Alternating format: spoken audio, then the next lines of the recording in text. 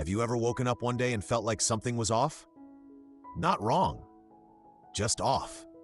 Like you're living the same life, but none of it fits anymore. You look around and the people are the same, the places are the same, the conversations are the same, but you're not. And it's not depression, it's not burnout, it's not some midlife crisis, it's something deeper, it's awakening. And it doesn't always come with bells and whistles. Sometimes it arrives quietly, like a whisper that won't go away. In this video, we're going to talk about the real side of awakening, the side no one warns you about. Why you suddenly feel so tired around people, why the things you used to love now feel empty, and why clarity can feel more like collapse than celebration. But we're also going to uncover the beauty in it, how this disconnection is actually a sign that something sacred is unfolding within you. Connection, build trustability. If you've been feeling more sensitive than ever, if the world feels loud, people feel distant, and solitude has become your safest place, you're not broken. You're not going crazy. You're becoming you, and you're not alone. Let's walk through this together. The shock of awakening. Why clarity feels like collapse. No one really tells you that awakening might feel more like falling apart than leveling up. You hear people talk about it like it's this peaceful, blissful moment, like suddenly you're enlightened, full of light, floating above your problems. But for most people, it doesn't look like that at all. It feels like confusion, like grief, like standing in a life that used to make sense, and suddenly none of it does. Take Maya, for example. She had a great job, a circle of friends she'd known for years, and a routine that worked. But one morning, she woke up with this heavy feeling she couldn't shake. She went to brunch with her friends, laughed at the usual stories, but inside something felt empty, detached, like she was watching her life from outside herself. And then it hit her. This isn't me anymore. That's what the beginning of awakening can feel like. It's not about becoming someone new. It's about shedding everything that isn't truly you. And that can feel like your world is falling apart, because in a way, it is. The false version of you is cracking open to make space for what's real. This is what Carl Jung meant when he said, "There is no coming to consciousness without pain." Because clarity comes with a cost. It asks you to face the truth, not just about the world, but about yourself. So if you're in that stage where nothing feels right, even though everything looks fine, you're not lost, you're waking up. And the next part of the journey is what makes this all so disorienting. Because once you start waking up, something else happens. Your old life begins to feel foreign. Let's talk about why that happens next. The mask cracks. Why your old life feels foreign. After the initial shock of awakening, something strange begins to happen. You start moving through your everyday life, but it doesn't feel like your life anymore. Things that once felt familiar, your favorite coffee shop, the friend group you've always laughed with, the job you used to feel proud of, suddenly feel like you're watching someone else's story play out. And that's because, in a way, you are. Carl Jung called it the persona, the mask we wear to survive in the world. It's not fake or bad. It's the version of you that learned how to fit in, how to please, how to stay safe. We all build one. And for a while it works. But awakening begins when that mask starts to slip. You catch yourself saying things that no longer feel honest. You go to gatherings and smile, but inside you feel disconnected, like you're playing a role you didn't audition for. Take Aaron, for example. He worked in marketing and was known as the funny guy in the office. But lately, every meeting drained him. The jokes felt forced. He started questioning whether he ever really enjoyed the work, or if he just got really good at pretending. That's when you know your mask is cracking. And here's the hard part. Many of your relationships were built around that mask. So when you stop performing, some connections begin to fade. Not because anyone's bad, but because they were in sync with a version of you that no longer exists. The lesson here? You're not becoming someone new. You're becoming who you were before the world told you who to be. And as painful as that is, it's necessary. Because now your nervous system is caught in the middle. Still wired to perform, to please, to shrink. But your soul is done pretending. That tension, that exhaustion, it has a name, spiritual fatigue. And next, we'll talk about why awakening makes you feel so drained, especially around other people. Spiritual fatigue is real, the nervous system behind your burnout. Let's talk about something few people understand when it comes to awakening. You're not just emotionally tired, you're physiologically exhausted. Because awakening doesn't only happen in the mind or soul, it happens in your body too, especially in your nervous system. For years, your system may have been running on autopilot, scanning for approval, avoiding tension, absorbing everyone's moods to keep the peace. That's not just emotional labor, it's survival. And over time, it wears you down. This is why so many highly sensitive people and empaths hit a wall during awakening. Suddenly, noise becomes unbearable, crowds feel overwhelming. Even a small talk conversation can leave you needing hours to recover. Let me introduce you to Kayla. She was always the go-to friend, always available, always listening, always the fixer. But after her awakening began, she started dreading phone calls. Her body would tense up just seeing someone's name on her screen. Not because she stopped caring, but because her nervous system couldn't take another moment of pretending to be okay. Her awakening had tuned her awareness way up, but her body hadn't caught up. It was still reacting like the old version of her. That's spiritual fatigue. Here's the key lesson. You're not too sensitive. You're just not numbing it anymore.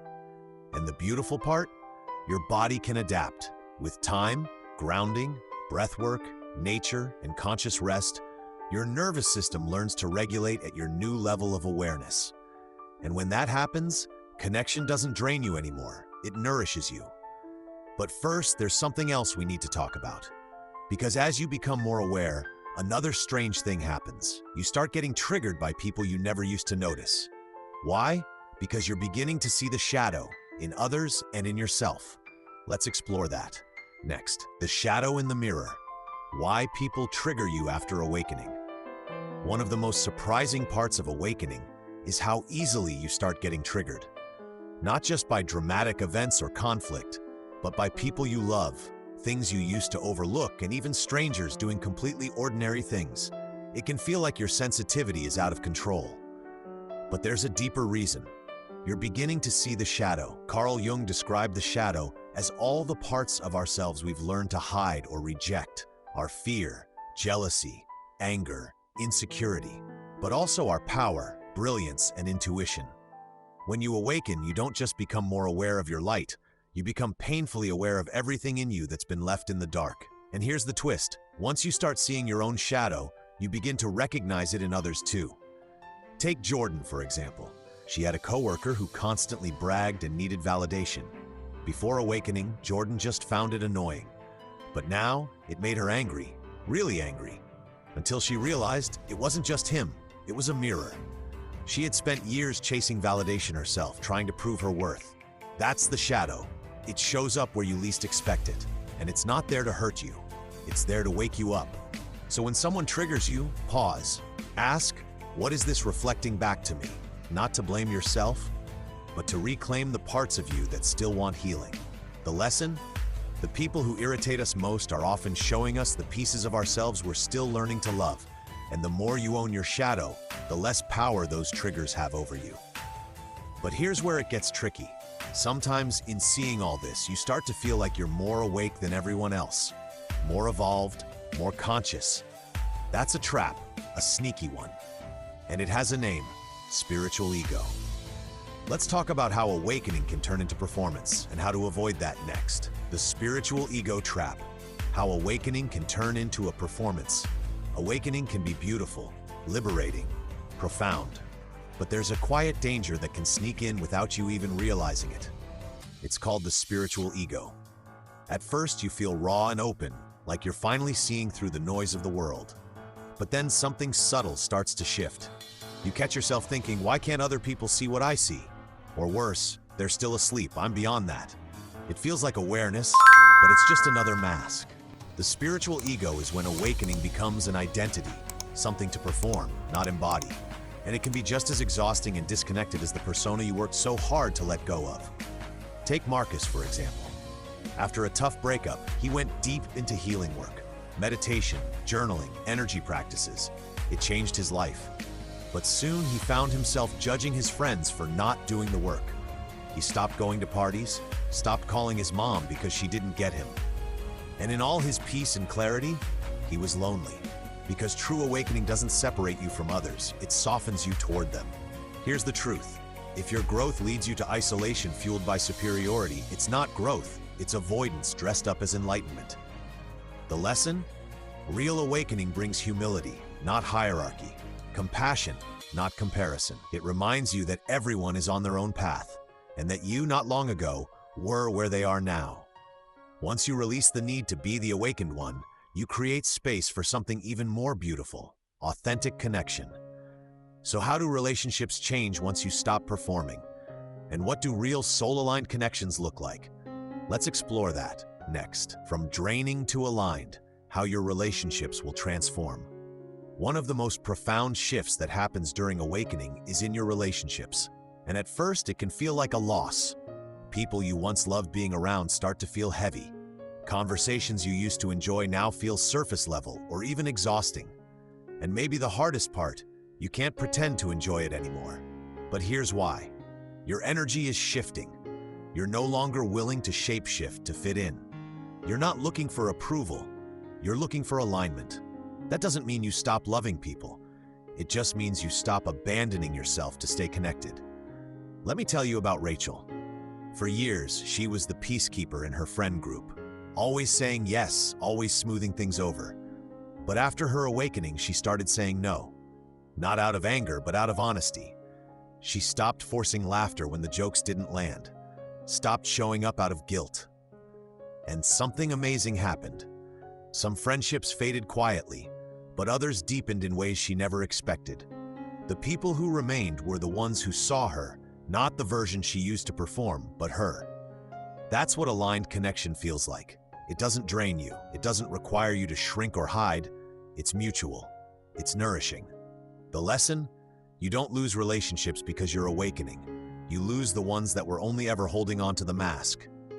And the ones that stay, or the ones that come after, will meet you in truth, not performance.